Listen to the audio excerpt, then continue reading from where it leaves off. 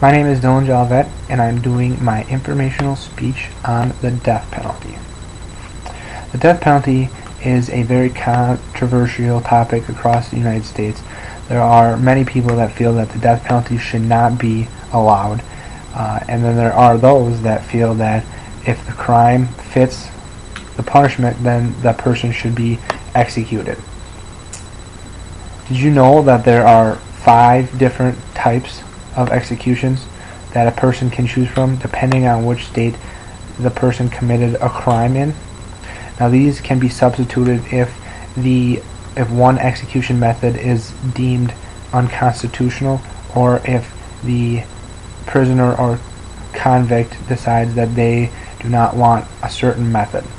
All these substitutions have to go through the court of law and have to be approved by several people in order for that to go through. According to the Death Penalty Information Center, there are 5 different methods of execution. The first method is by lethal injection. Now, this is the most popular form of execution, and actually all executions from 1995 to the present day have been by lethal injection.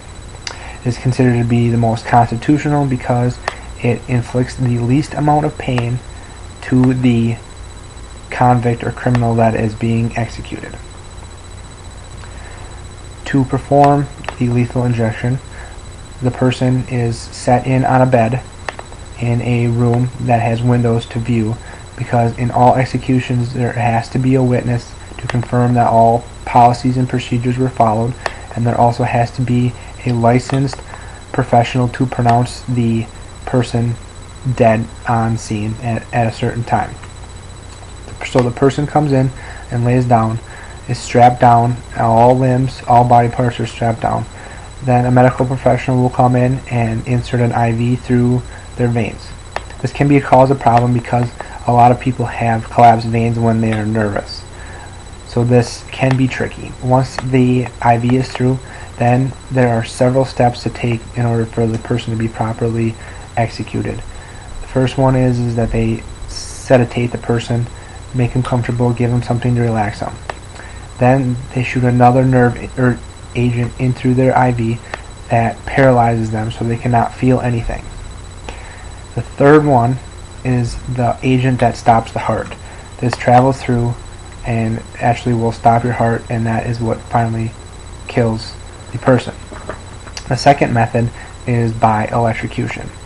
This is the second most popular and is actually the number 1 substitute to the lethal injection, if the lethal injection was considered in a case to be unconstitutional. The way that electrocution works is a person sits in the electrocution chair. This chair is wooden because if it is metal, the electric current will travel through a person and through the chair if it was metal and into the ground instead of through the person and stopping the heart. This is a picture of the electrocution chair.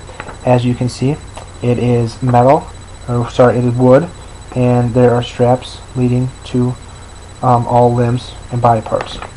The sponge is placed on top of the head to provide a way of going into the body, and it also prevents burning on top of the scalp.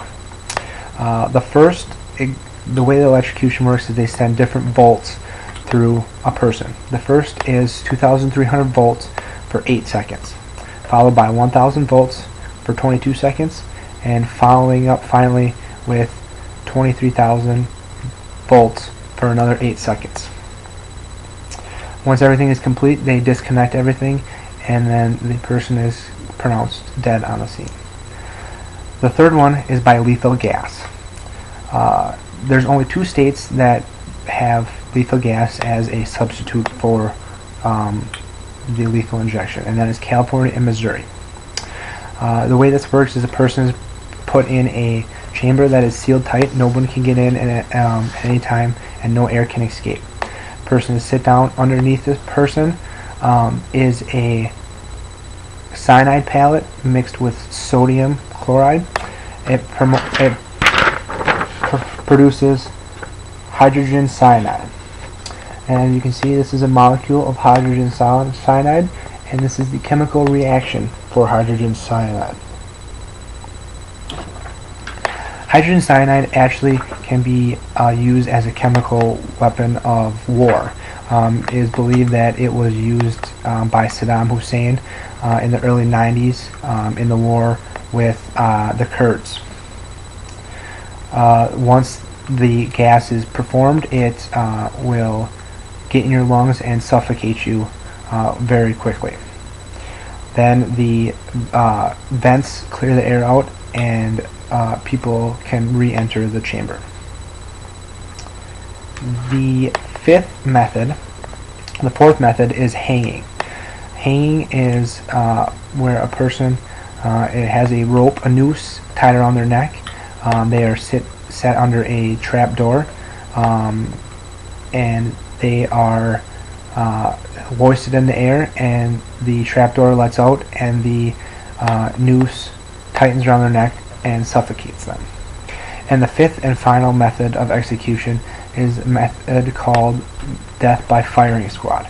This is where a person is strapped down to a chair in front of several individuals with guns, and they aim at this person and proceed to fire bullets to them.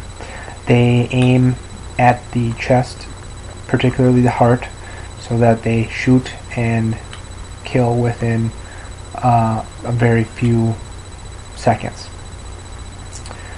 The last part of the execution process actually is called the last meal.